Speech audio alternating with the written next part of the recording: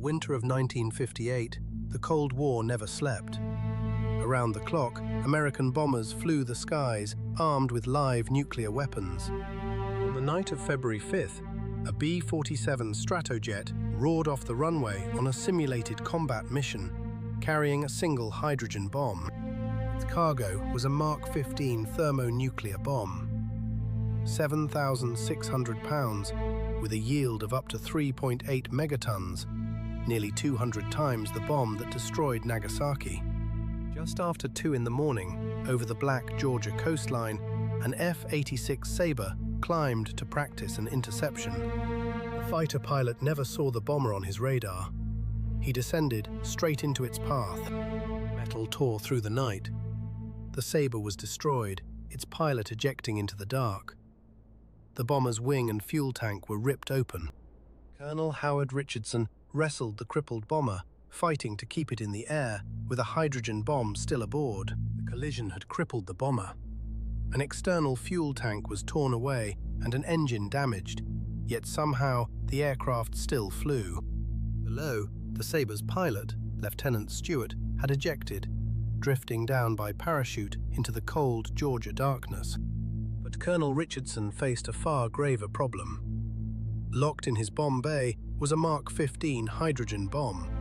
To land, he would have to bring that weapon down with him, and a hard touchdown could set off its 700 pounds of high explosives. At Hunter Air Force Base, the runway was lined with construction equipment. A crash and detonation there could be catastrophic. Richardson and his crew weighed the unthinkable. They would not gamble a city on a damaged aircraft. There was only one way to be certain.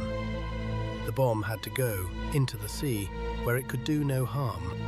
He turned toward the dark expanse of Wassaw Sound, off the coast of Tybee Island, and lined up for the drop. With clearance from the ground, the heavy bomb bay doors swung open into the freezing night air.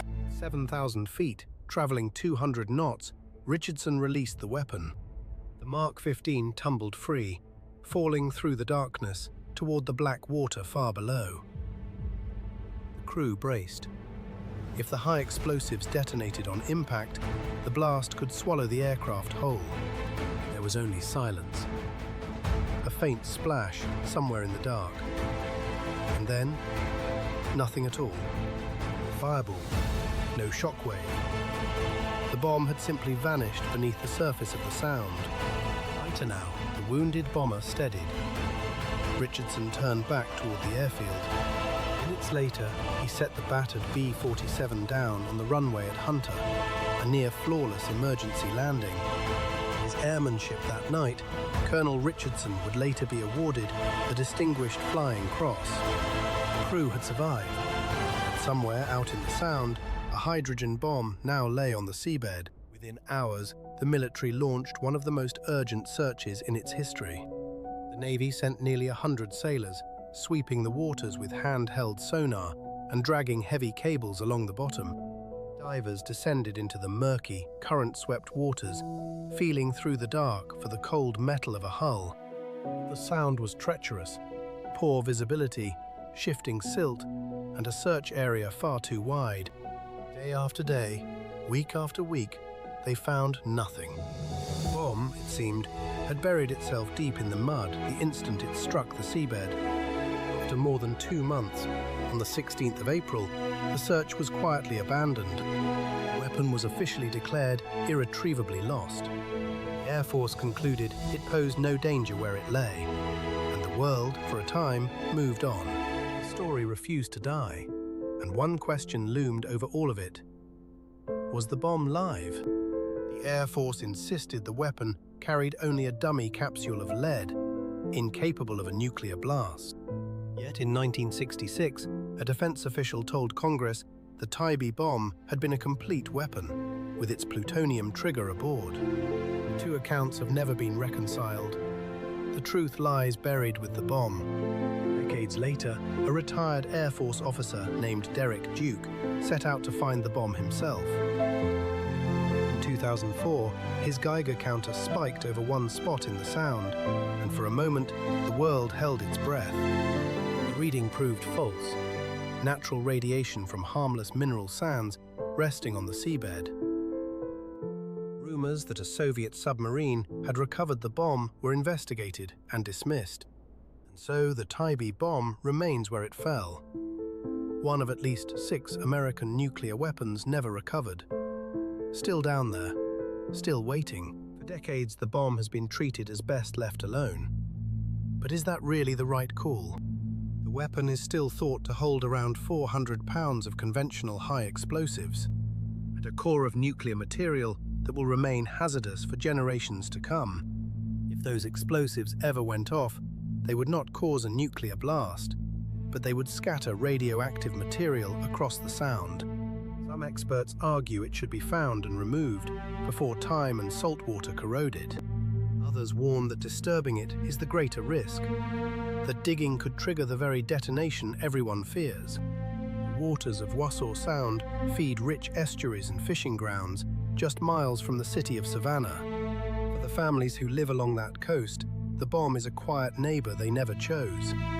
Again and again, the Army Corps and the Air Force reached the same conclusion.